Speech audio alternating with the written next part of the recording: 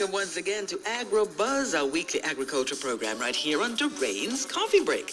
Now, did you know that Irish potato continues to be a major staple of many Jamaicans? I mean, we eat Irish potato in fries, we make soup with them, we have it in salads, and of course, especially this time of the year, we look forward to our Jamaican potato salad, yes.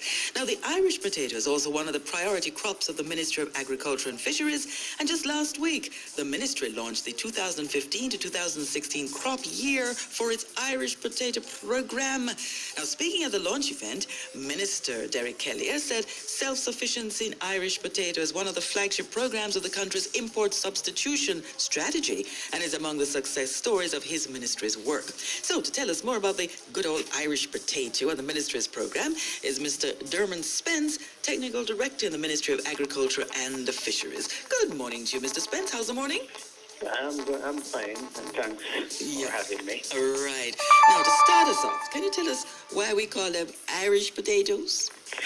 Just before I start that interesting discussion, I just want to take the opportunity on behalf of the Ministers of Agriculture and the staff and the Permanent Secretary here to wish you and your staff there, as well as the entire Jamaica, and especially our farmers, the best for the season. Thank you very much. And a happy new year as we seek to provide them with excellent quality produce at excellent price. That's for right. the season. Yum.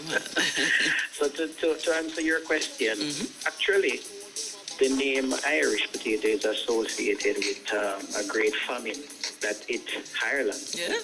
Yes, actually in the 1800s.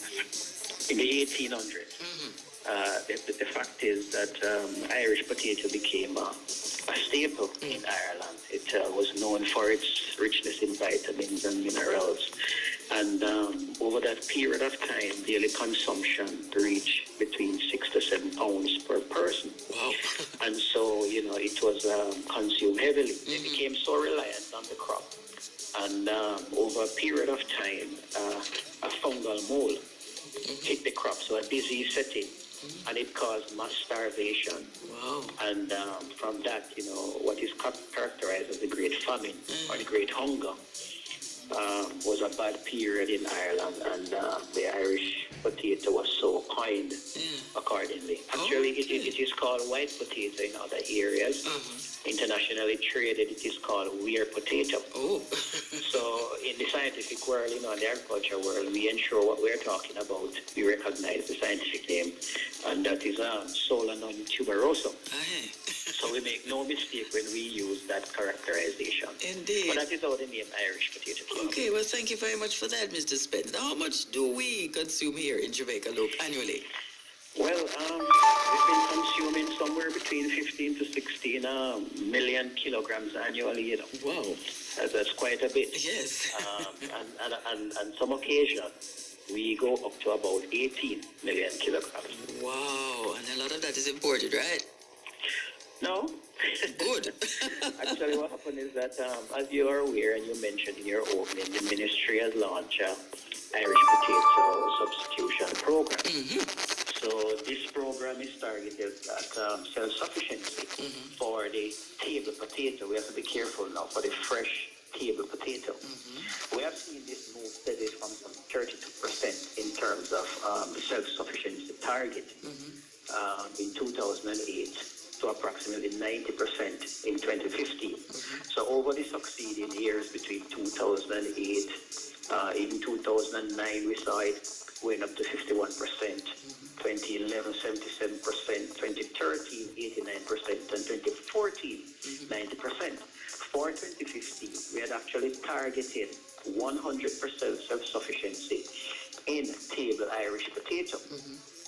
But the fact is, the drought here in 2015 affected the production and the productivity, especially in South Central Jamaica, and it has prevented us from achieving that target. So in terms of importation, we had to commence some importation in July, earlier than in previous few years, and perhaps in greater amounts given the season that we're in.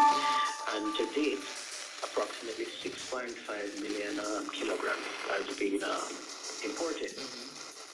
It is the minister's intention to cease the importation by the end of this year. Okay. Because potatoes are now coming into production locally. Good. And, we want to ensure that there's a market for all those potatoes coming in. Definitely, definitely. Which parish in particular is the best for potato growing here? Well, we have what we call the Geisel Belt, and Geisel is in St. Catherine, and then we have what we call the Christiana Belt, that is out in Manchester. So the Geisel area, is all that land surrounding southwest St. Mary, southeast St. Anne, and northwest St. Catherine. Those border the community of Geisel. And typically Irish is grown in that area, November to January. Production from this area going into March, April. So the bulk of the Irish potato production occurs in the St. Mary side of the border. In the Christiana area, what we're talking about, or what is called the Christiana Belt, is North Manchester, South Trelawney, and Northwest Clarendon. But the center is around Christiana, with the bulk growing in that area.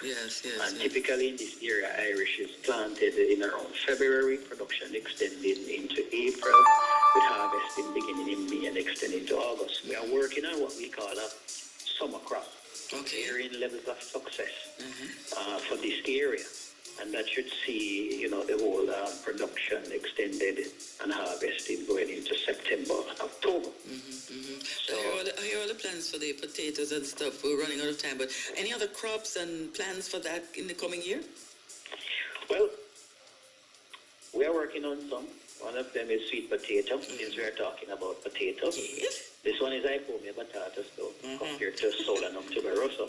One of the varieties that is on the market now, which we have introduced, is the Burgard. There's a market value opportunity of some $50 million waiting for us to be taken up over in Canada and the UK. And so far, we have established in the local market with our R&D models unit supplying the slips, and it has been doing well. Good. We want to be sure that farmers who have it don't sell it fresh, though, because it needs to be cured, and they need not replant the slips because they will not do well. They have to get clean planting material from bottles. Of course, you're giving them training for this, right? We have done that already. Another crop that we're focusing on is onion. Good. Jamaica imports some 9 million kilograms of onion, valued at about US $4 million annually. The program that we're working on is intended to revitalize the onion subsector and to realize a minimum of 40% increase in local production by about 2017. So we intend to move local production to levels that will satisfy up to about 70% of the demand going forward. So, the 2016 crop is projected that some more than 300 farmers will be engaged producing approximately 140 acres of onion. Similarly, there's cassava, that is well known in terms of the work with the red stripe. Cassava, of course, is money at Esculento. So those are just, snippets of what we are doing. But, with respect to potato, there's a formation of a group, Potato and Onion, called POPA, Potato and Onion Producers Association. The ministry welcomes that group, and we are prepared to work with them to ensure a successful production of onion and potatoes. Wonderful. For substitution. Thank you so much, Mr. Dermot Spence, and all the best to you and your team for the Christmas season and beyond. We have a very productive agricultural season next year, and the drought just stay away, right? Thank you so much. All right, okay. Mr. Dermot Spence, Chief Technical Director, Ministry of Agriculture and Fisheries, very special guest this morning. So you hear it, Irish potato, sweet potato, and all the onion development programs of the Ministry of Agriculture and Fisheries are helping us to truly grow what we eat and eat what we grow. Don't forget to visit the Ministry of Agriculture and Fisheries website, www.moa.gov.jm, for more information and all the other activities keeping to support our farmers to help them make agriculture sustainable.